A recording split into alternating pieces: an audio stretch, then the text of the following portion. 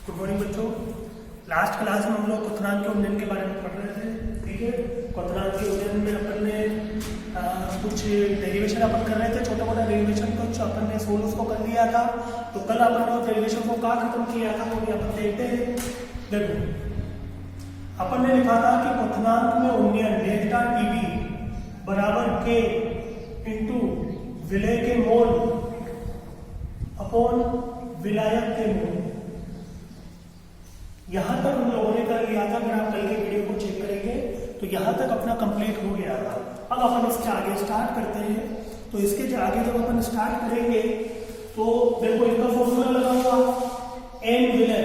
देखो अपन यहाँ एक काम करते हैं, विलय को मैं यहाँ बी से बताऊंगा और विलायक को मैं यहाँ ए से बताऊंगा। तो क्या बार बार विलय विलायक में लिखना पड़ेगा। तो विलय का मतलब बी को अपन ने विलय से बता दिया और ए को अपन ने विलायक से बता दिया। ठीक है, तो अपन इसको आगे लिखे डेल्टा टीवी बराबर के इंटू, अब मोल का फॉर्मूला क्या होता है, डब्ल्यू बटा मोलर, यानी कि W B upon M B is equal to W A upon M A. तो यहां से अपन इसको आगे करेंगे तो के इंटू ये हो जाएगा W B upon M B into W A into M A. तो देखो यहां से अपन लिख सकते हैं डेल्टा टीवी बराबर के इंटू एम ए को आगे ले आओ एम ए। ठीक है, फिर हो जाएगा W B into W B upon M B into W A. ठीक है, देखो बच्चों ये क्या कांस्टेंट होता है और ये क्या है विलायक का अनुभाग। तो विलायक का अनुभाग में क्या होगा, कांस्टेंट होगा। तो इन दोनों कांस्टेंट को अपन एक नए कांस्टेंट से बता देते हैं।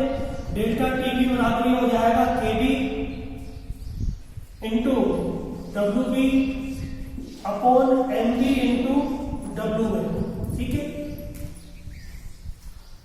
एक अपना ये फॉर्मूला बना। अगर यहां पर अपन देखो ये क्या है विलय का द्रव्यमान, विलय के मोल बटा यहाँ पे क्या है विलायक का द्रव्यमान। तो यहाँ पे विलायक के द्रव्यमान को अगर हम ग्राम में लेंगे तो ऊपर 1000 से गुणा कर देंगे। तो यहाँ पे आएगा delta TB is equal to K B into W B upon M B into W A into 1000। तो देखो ये अपना क्या बन गया, इसे ही तो अपन बोलते थे मोलनता। ये मोलनता का सूत्र बन गया है। ठीक है, यहां से अपन लिख सकते हैं डेल्टा टीवी बराबर के बी इंटू स्मॉल एम। मोलनता को अपन स्मॉल एम से बताते हैं। ठीक है, तो ये अपना क्वथनांक में उन्नयन निकालने का एक फॉर्मूला होता है। ठीक है, और अपनी डेल्टा टीवी की जो वैल्यू होती है वो विलयन का क्वथनांक माइनस विलायक के क्वथनांक के डिफरेंस के बराबर होता है। तो इन दोनों चीजों को आपको ध्यान रखना है।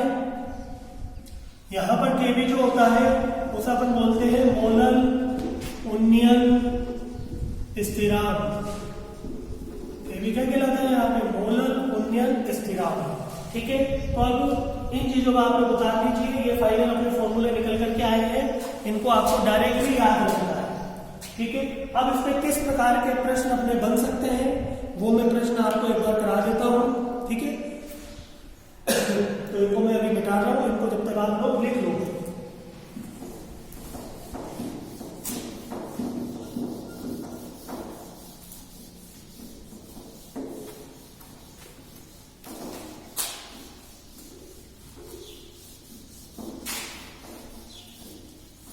देखो इस पे मैं आपको प्रश्न कराता हूं।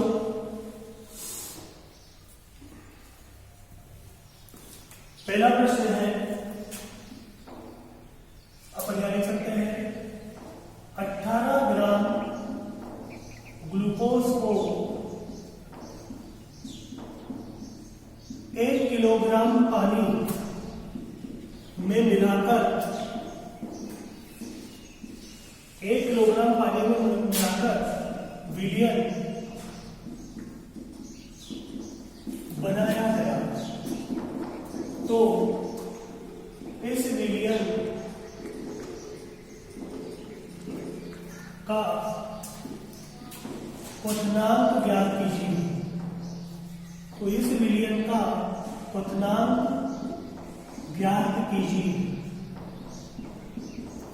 आपको दिया है शुद्ध जल का क्वथनांक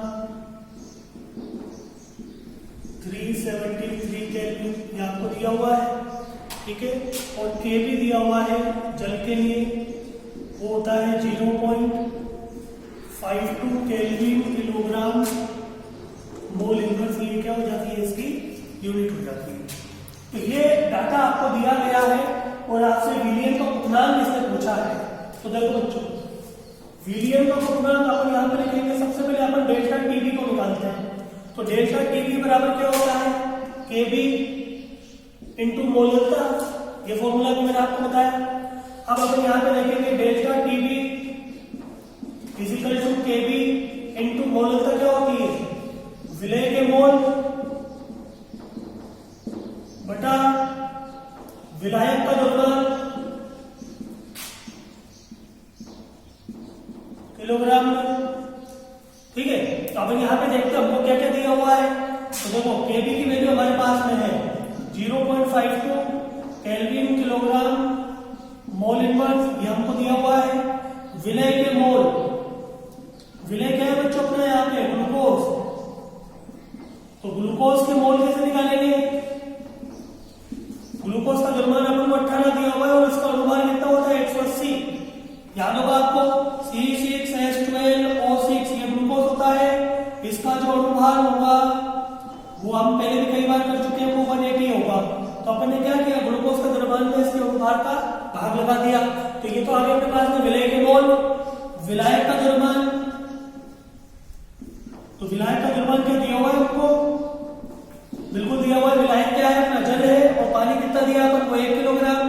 तो विलायक का द्रव्यमान भी अपन को 1 किलोग्राम दिया हुआ है, जिसको अपन इस फॉर्मूले के अंदर पुट कर देंगे। तो यहाँ आएगा delta TB is equal to KB की वैल्यू कितनी है 0.52 इंटू 18/180 अपॉन 1। देख लीजिए ये सारी वैल्यू मैंने यहाँ पर पुट कर दी है। तो यहाँ पर जो इसकी डेल्टा टीबी की वैल्यू आएगी वो डेल्टा टीबी आएगा 0.052। डेल्टा टीबी कितना आएगा 0.052। लेकिन ये नहीं पूछा उसने अपन से डेल्टा टीबी, अपन तो उसने विलियन का पूर्णांक पूछा है। और अभी अभी अपन ने फॉर्मूला लिखा था delta TB is equal to होता है TB minus T nought B. तो यहाँ पे जो टीबी है ये है विलियन का पूर्णांक। तो विलियन का पूर्णांक किसके बराबर होगा, delta TB plus T nought B. तो डेल्टा टीबी की वैल्यू कितनी है 0.052 प्लस और टीबी नॉट की वैल्यू कितनी है 373, ठीक है। तो इन दोनों को जब आप ऐड करोगे तो ये 373,052। तो ये आपका क्या हो जाएगा बच्चों, उत्तर हो जाएगा ये आपका आंसर। तो विलियन का पूर्णांक कितना हो जाएगा 373.052 केल्विन। तो ये इस तरीके से आपको ये प्रश्न करना होता है, ठीक है। इसको अच्छे से आप लोग लिख लो अपनी कॉपी में, समझ लो। और कोई दिक्कत आए तो फिर आप बताना मेरे को।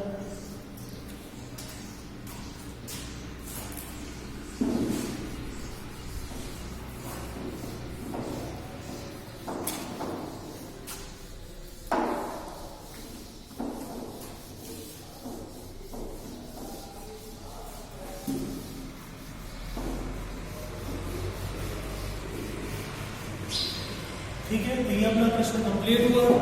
इसके बाद में एक प्रश्न और लिखाता हूं आपको। देखिए अगला प्रश्न है 6 ग्राम यूरिया और 9 ग्राम ग्लूकोज को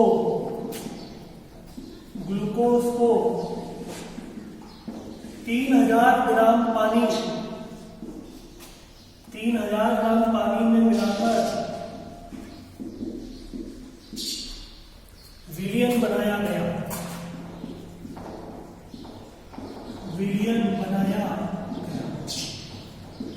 तो इस विलियन का क्वथनांक ज्ञात कीजिए।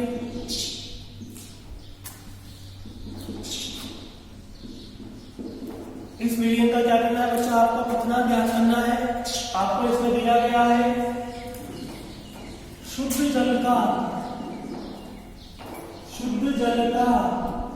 क्वथनांक